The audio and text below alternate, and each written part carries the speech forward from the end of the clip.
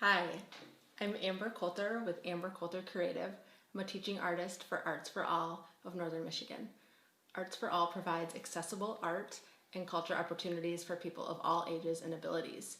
You can learn more at artsforallnmi.org. Today we're going to be working with acrylic paints, which is probably my all-time favorite medium to work with in my journals. Today I have a couple warm colors, which our warm colors would be our reds, oranges, yellows, and I also have a couple cool colors, so green, blue, purple, and then I have white to just lighten them, to mix with it a little bit. So keep in mind, I'm just gonna take my brush and I just want to fill this whole page with color. I don't really have a plan in mind. I'm just going for it. I'm not even gonna rinse my brush. The only thing you want to keep in mind is when you do mix a warm and a cool color together, it will likely make a shade of brown. And if that's what you're going for, that's totally cool. Just roll with it. If it's not what you're going for, you want to be a little more aware. I'm just going to rinse my brush in between my warm and cool colors, sort of, ish. See, I made a little bit of purpley mud there, but I'm okay with that. I just want to get some color on here.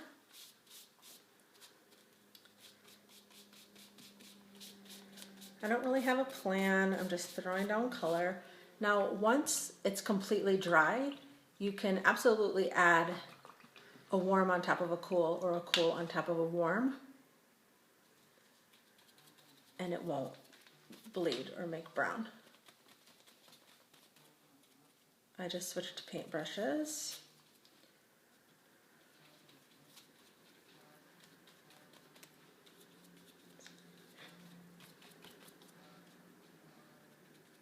I'm just making some marks.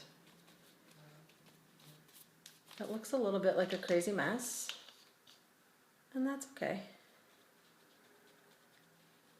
Just want to make sure that I have a variety of colors. Okay, now something that I could do is I'm just going to go in with the back of my paintbrush and I'm just going to scrape a little bit and add some texture.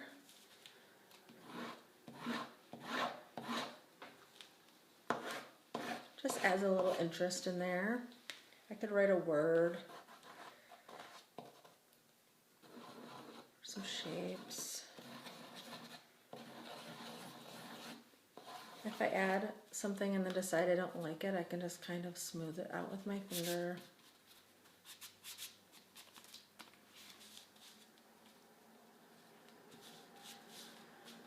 If I want to go back and add some pattern on top, I can do that.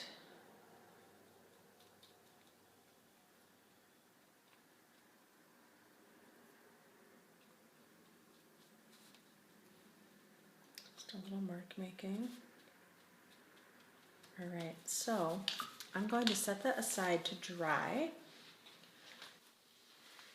So my page is dry, and so now I'm going to ask something really crazy of you. We're going to cover part of it up. So I'm just going to draw some circles. You could put anything here. You could draw a face or a tree or some triangles. I'm just going to do a few circles. And I tend to put a couple off the page a little bit. And then I'm going to take my white paint and my brush. It's probably going to have a tint of blue to it. And I'm going to paint around those circles. So I'm going to leave the part inside them with the designs that we painted earlier. I'm going to fill in the rest. Oops, we're just going to redo that circle. I sort of painted into that one, so we're just going to reshape it. No problem.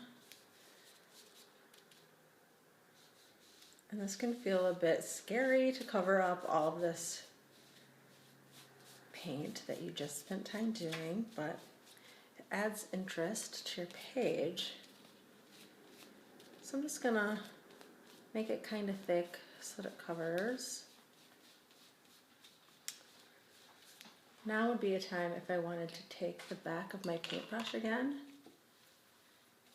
and scrape into that paint. And what's cool is now we'll see some of that color underneath, which is really fun.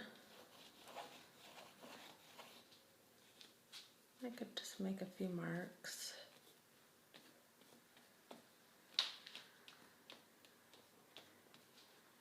If I wanted to, I could even take a paper towel and maybe wipe up a little bit in some areas so it's a little bit lighter. So you can sort of see some of the paint coming through. So another way that I love to use acrylic paints is scraping. So I'm just going to put some blobs of paint onto my paper, and you could squeeze it right from the tube right onto your paper. That's fine too. And then now for this, I'm using a piece of cardboard just because I have it around, but you can use a plain card or an old room key card, an old credit card, anything that you have laying around that has a flat edge would work. So I'm just going to scrape the paint. You can change directions.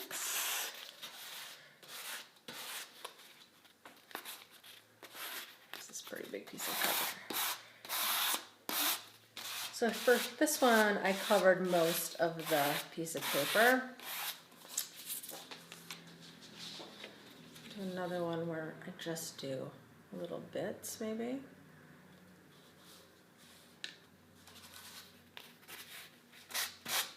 So it's more like dots. Well, there's some bigger sections, but. And then these make great backgrounds.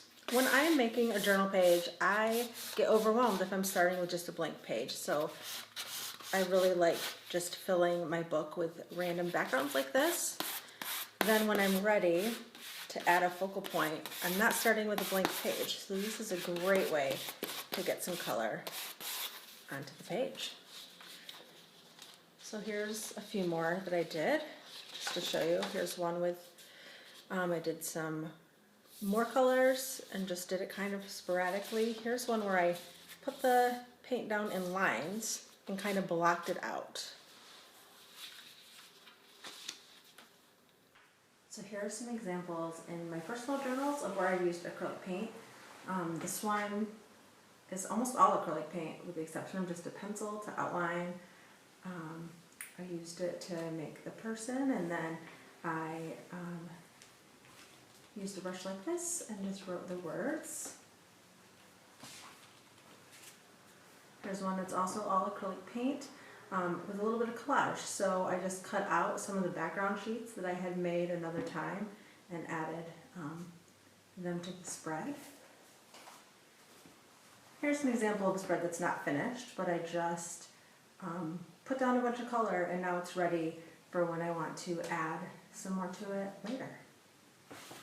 So today we're going to be using some water-soluble pastels. Now these are really fun because they can be used so many different ways.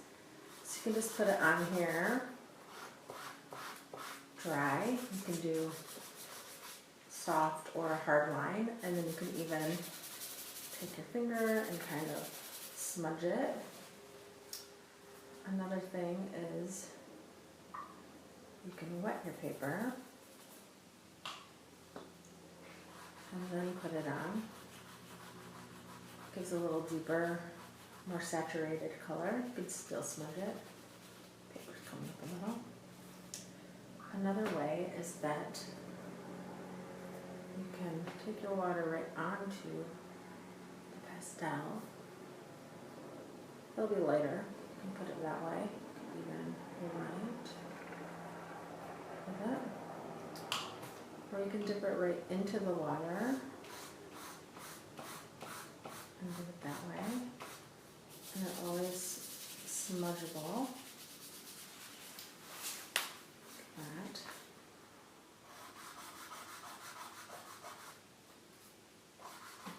Let's put a couple different colors down.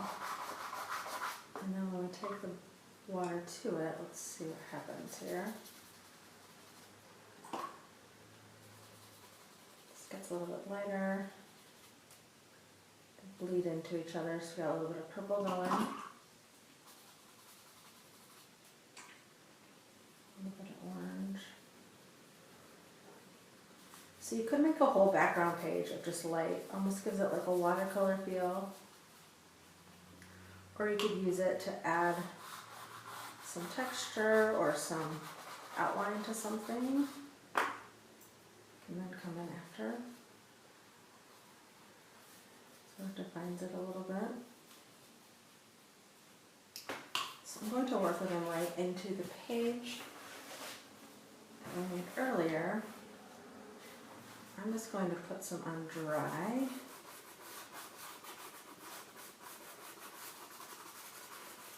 Smudge it a little bit with my finger, and then I'll take just a little bit of water, kind of see what happens. Wipes it away a little bit, and I can probably go back over the water.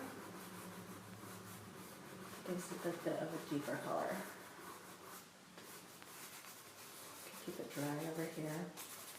So you can definitely use it to fill the whole background. I like to use it more as a detail, and then come in and add some doodles or some mark making on your page. Just going to dip it in the water a little bit.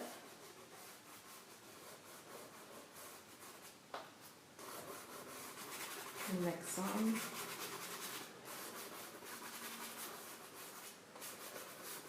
Add some extra interest. You could even go over where there's already some yellow, add some more, it sort of brings it out a little bit. Smudge it in. There, we have